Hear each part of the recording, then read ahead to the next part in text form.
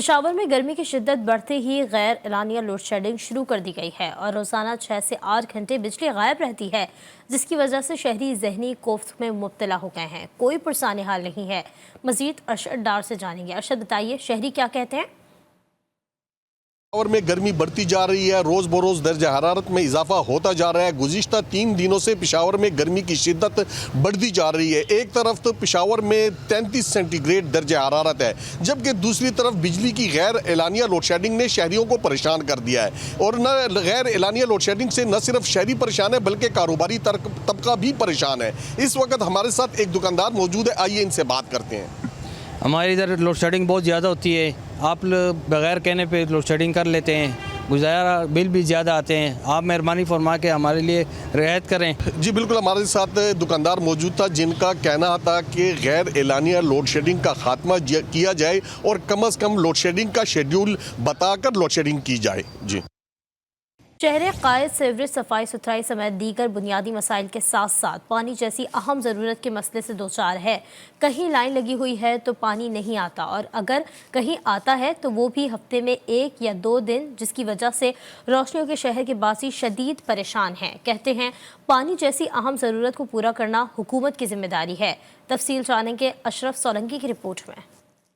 T V screen پر نظر آنے والے یہ مناظر کسی گاؤں یا پسماندہ علاقے کے نہیں بلکہ کراچی کے علاقے گلشن اقبال بلاک 19 میں واقع ڈالمیا مجاہد کالونی کے رہائشیوں کے ہیں، جو گھروں میں لائن کا پانی نہ آنے کی وجہ سے پلانٹ سے پانی بھرنے پر مجبور ہیں۔ پانی بھرنے والے بچوں اور بڑوں کا کہنا ہے کہ کافی عرصے سے ان کے گھروں میں لائن کا پانی نہیں آتا، جس کی وجہ سے شدید تکلیف میں ہیں۔ علاقہ مکینوں نے حکومت سے علاقے میں پانی کی فراہمی بحال کرنے کا مطالبہ کیا ہے۔ مشکل سے ہو رہا ہے گزارا، اتنا خاص نہیں ہے پانی۔ 3-4 دن کے بعد آتا ہے، لائن کا آدھا گھنٹہ آتا ہے تو پھر بجلی چلے جاتی ہے۔ پھر یہ معاملات بھی ہے، فلٹر کے لیے وہاں سے بھر کے لے کے آتے ہیں یا پیسے کا خرید کے لے کے آتے ہیں 20-30 روپے کا گیلن پینے کے لیے۔ ان کا کام بنتا ہے، ان کا حق بھی بنتا ہے۔ علاقے میں جو مسئلے مسائل ہیں، کام کے، گٹر کے، پانی کے، سیوریج کے، جو بھی معاملات ہیں ان کو مہربانی کر کے حل کر دیں۔ لائن کا پانی ہمارے پاس نہیں ہے، ہم یہاں سے آتے ہیں بڑی مشکل سے پانی لے جاتے ہیں۔ کبھی یہاں پہ رش کی وجہ سے ہمیں پانی کی بہت قلت ہوتی ہے۔ استعمال کے لیے صبح آتے ہیں، گیلن بھر جاتے ہیں، کبھی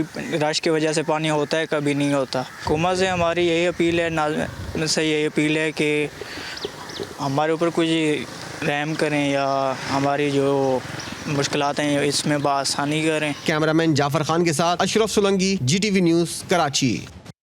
تو دوسری جانب بجلی کی لوڈ شیڈنگ کے خلاف کراچی کے علاقے محمود آباد کے مکین سراپا احتجاج کے الیکٹرک آفس کے سامنے سڑک بلاک کر دی۔ احتجاج میں شریک شرکا کہتے ہیں کہ بچوں کے امتحانات ہو رہے ہیں اور 18 گھنٹے کی غیر اعلانیہ لوڈ شیڈنگ کی جا رہی ہے۔ اسی پر دیکھتے ہیں سید نوید امیر کی رپورٹ۔